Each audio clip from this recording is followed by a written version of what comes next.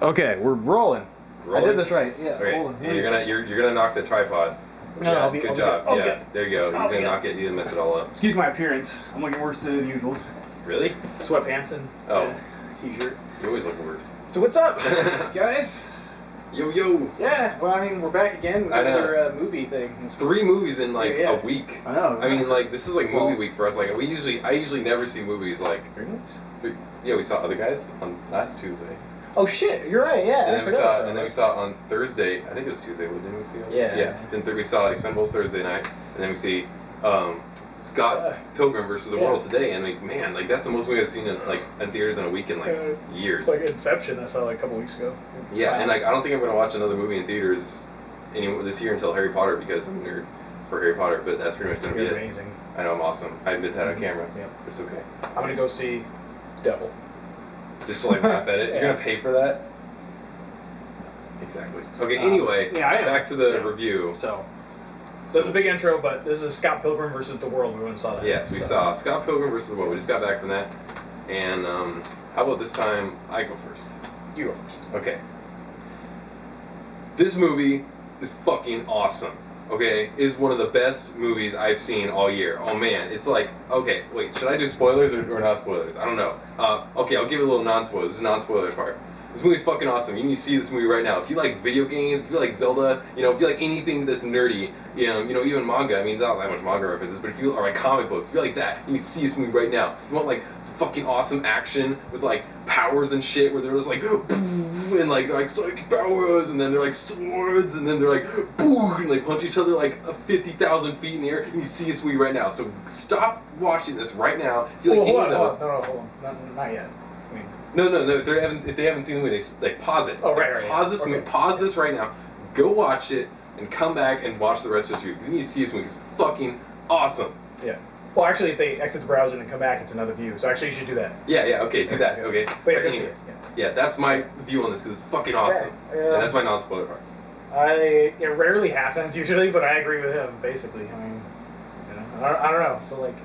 He's really trying. Like he always wants to like kind of like be like on the opposite side of me because he likes seeing me like rage. But like he's really trying hard to find some like nitpick on this or like try and find something bad. I won't really because I mean I was there with him. I sat through the movie. It was awesome. Like everything about it. It kind of took it a little bit to catch up with me. Like because I was sitting there at the credits and I was like, I like that.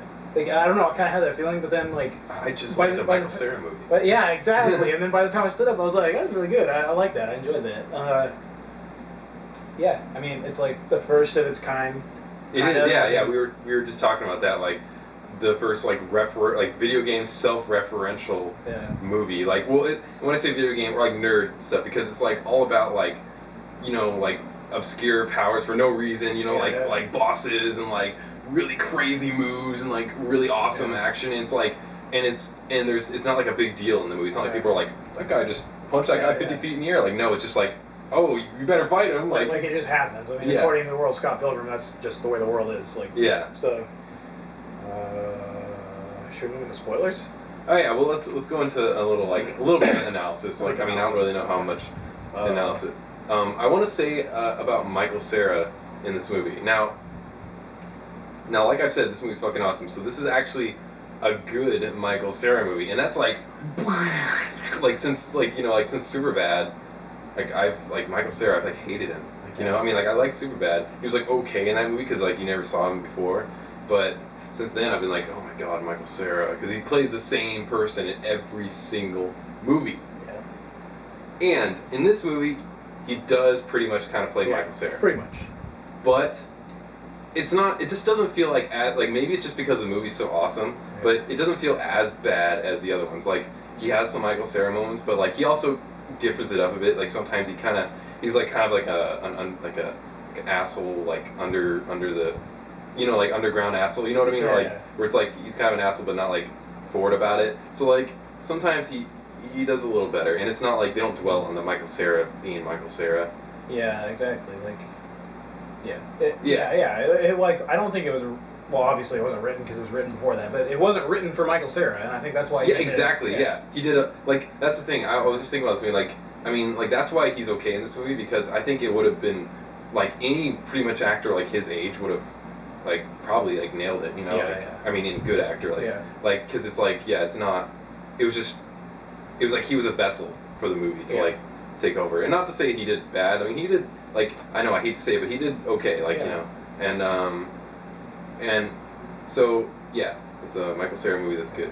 I know I enjoyed the character, and the character was good. Yeah. I mean, maybe if anybody's watching this who's actually read through the graphic novel series, and has seen the movie, maybe I don't know if Michael Cera, if the way he plays Scott Pilgrim is different by much than the way Scott Pilgrim is portrayed in the graphic novel, then I'm gonna have to say that I actually like Michael Cera in this movie because a couple of things kind of seemed like his delivery, like there was no spoilers yet, but a couple of things just seemed like his, which is weird, and they actually made me laugh, and that's why I wanted to be like, oh yeah. I was like, no! Yeah, damn it! Why? The world is gonna explode! And then this new guy, what's his name? The new Michael Cera? Jesse Eisenberg. Yeah, he's gonna be the new Michael Cera. Jesse Eisenberg, I swear to God. Maybe I should just move my rage onto him already and just be like, Michael Cera, you're okay. I'm Jesse Eisenberg. Ugh. Yeah, we'll see. If Michael Cera can pull off another good movie after this, then he's gotten respect points back. Yeah.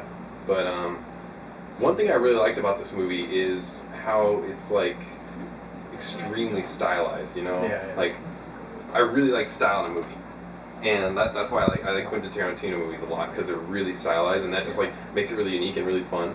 And so this movie just like reeks of style, and it's like really unique in terms of like just like everything that happens is like really exaggerated, really crazy, and just awesome. And I kind of think that makes a lot of sense. Damn, here I go agreeing with you. Sucks. It kind of makes a lot of sense because, you know, if you think about Quentin Tarantino movies, we're just going to breeze over this real fast, a lot of people say that they are style over substance, which sometimes, I mean, it's true. Like, they're super stylistic. I think, though, that the reason they work is because he does them so well. Like, he knows, he does the style that he does really well. And so the style is, even if it was horseshit, it would be enough to, like, carry the movie because it'd be like, whoa, cool. And that's something I think this movie does because it really doesn't bring anything new, or like, you know, well, the style is new, and like the way the story's told. The style's new, but it's the same old story. But the style, like, so when we say it's like, oh, the style is good, don't sit there thinking like, oh, it's all style and like no substance. Like, the style is the style is the substance. Yeah, exactly. That's what I think. I like people who say style over substance, like blah blah blah. Like they just don't know how to enjoy a movie, or just like it's. And I'm not saying this is a popcorn flick because it isn't like it isn't like a big self-analysis movie. That's true. Yeah. I mean, it's a fun time. It's like, but that's okay. You know, it's like it is a lot of style, but the style is the substance. And it's something fresh. Like it kind of broke the mold on popcorn flicks that you go to see, like laughs and like, oh cool. Yeah. It's like the action.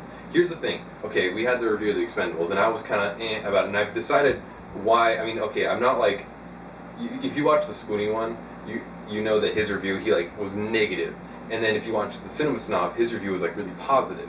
Now, I'm kind of in the middle on that. Like, I can agree with some stuff that Spoonie said, I can agree with some stuff that Brad said. But anyway, that's diverging. But what I'm saying though is the things that I didn't really like in The Expendables were the shaky cam close-up action scenes, which I don't like because I can't like tell what's going on. And the inconsistent plot stuff. But anyway, compare this movie to The Expendables. Like the action scenes, all the action scenes were really well shot. I thought, like I could see everything that was going on. And they were all like actually a lot longer than I thought they would be. Like every single time he fought one of the ex-boyfriends, it was like a lot longer of a scene than I thought, which was good. Exes. Yeah, or X's, yes. Because it was a lot longer than I thought it would, which was good. I thought they were all going to be like 2 minutes, like dead, like, you know, it's like, but it was like, you know, they each one was really unique, like they had something different. It was like it did not feel redundant at all, which was great. And each one was like really fleshed out. You got to see like, just it was awesome. Like, Well, I'll admit with The Expendables, I mean, the reason why I like the action so much is just because I have bad taste. I'm gonna say that right now. Yeah, like he likes what I didn't like. Yeah, exactly. I got bad taste, but I mean, to be fair, with The Expendables, the style for people who really wanted to like kind of crack down on the movie, the style was good, like because it was like kind of throwback to 80s action movies. Cinematography not so great.